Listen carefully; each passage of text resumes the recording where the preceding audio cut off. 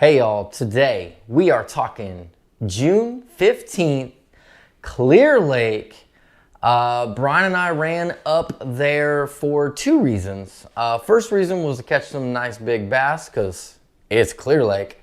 And second thing was Crappie Closet was having a tournament up there, so we figured we'd stop by and say hi. And kind of messed around a little bit up there with crappie. We've never actually focused on crappie outside of springtime. So figured why not? If he thinks it's a great time to try, then it must be a great time to try. Weather was windy all day long. 4-foot rollers on Main Lake. Water temperature was in the low 70s, or no, I'm sorry. In the 60s. It's a lot colder than a lot of the other lakes that I've been fishing, so I kind of feel like they were back a little ways. Like it was like mid to upper 60s depending on where you went. Water clarity was actually a lot better than I thought it would be. If your typical Clear Lake summer, it was pretty nice. Like it's not no Berryessa or nothing, but it actually wasn't bad. I thought it was gonna be a lot worse. I didn't see any like thick scum any of the places I went. With that said, I was also there during the wind. So it probably mixed all that up, and that's probably why it looks like that. Let's get into this because y'all don't care about that because there's other channels you can watch if you just wanted to get weather updates. Started out the day and we went up to some docks that we normally go to. We threw glide baits, we threw basically everything but drop shot because we did not even bring drop shot, either one of us.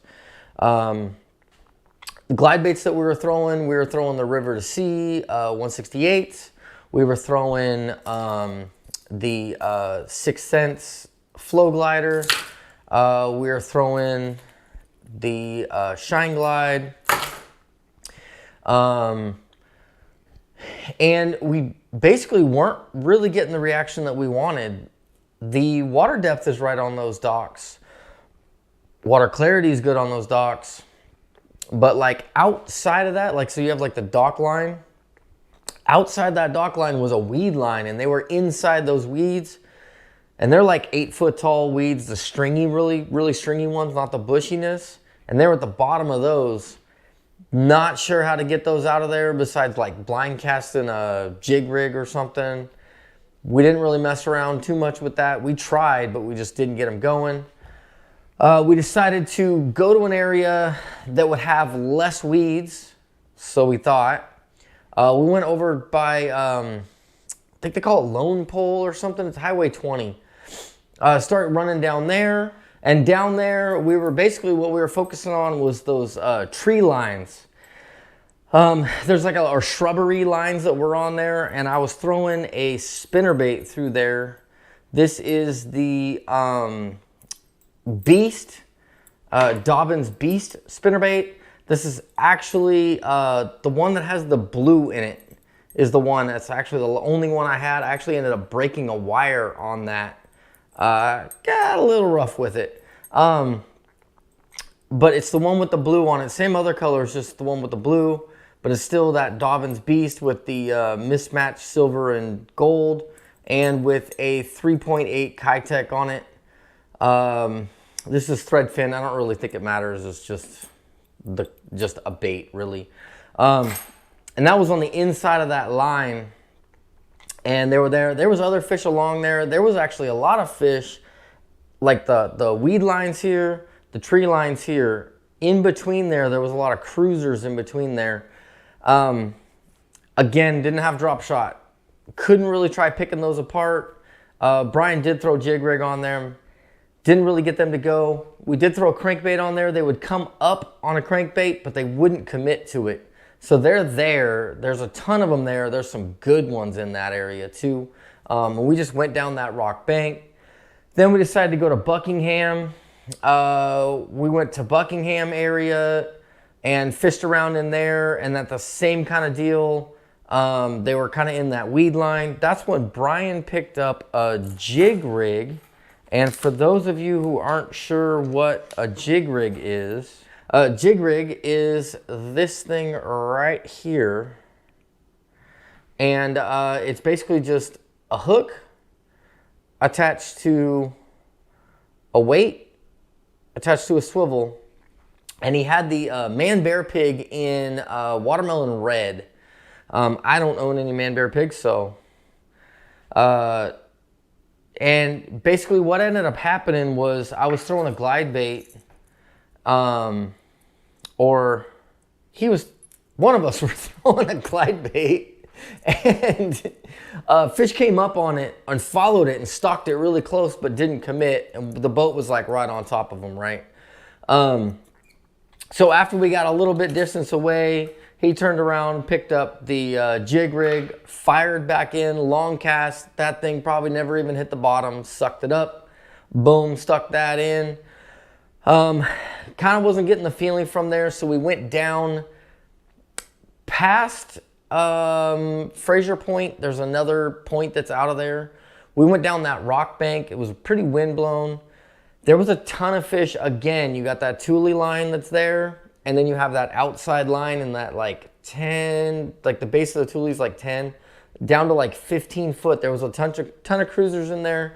They'd come up after an A-rig, but wouldn't eat. Like they just kind of weren't in that right mood. A little bit hard to fish for them because there were winds. There was a bunch of crappie in that area also, but couldn't, like I said, there was wind, couldn't really focus on those crappie, kind of left it alone, moved on from there. Then we went to, I don't remember the name of it, but it's the bay that's right off of Shag Rock. So you got like the Shag Rock and then you got that big bay in there. And that is where, when we rolled in there, going for bass fishing, we actually stumbled on a good set of crappie that's inside there. And I started picking up the crappie jig, which this is the Big Bite Baits 1/8 ounce head with the crappie closet. It's their blue one, which you can see that blue that's on there. And I picked up these that morning actually from Marlon himself. And I basically said, all right, what's your best color? Let me get them. You know, let me try these out. And he said, blue's the best one, and he wasn't lying. We caught all of our fish off of that blue. I had the Bobby Garland ones, and I will say I caught like 7 fish off of these, and I'm not gentle with them, right? I manhandle them. This bait took it.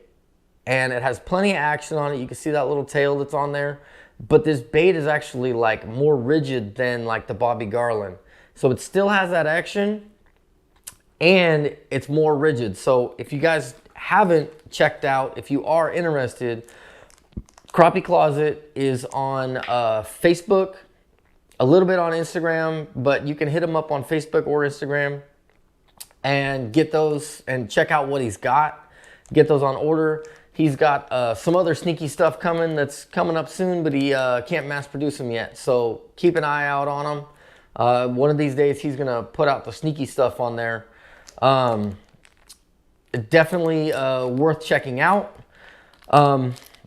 Speaking of which, his tournament that he had going on was won by Camo Joe and his partner Kyle.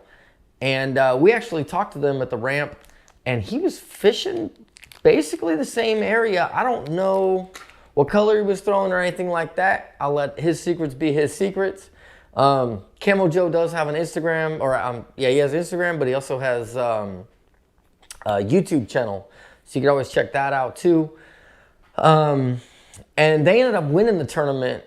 And Brian and I definitely couldn't have beat them. Even with what we were screwing around doing, they definitely had a really good day.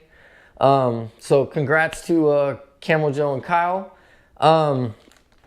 And that's pretty much it for the crappie side of it on that. Don't forget to check these out.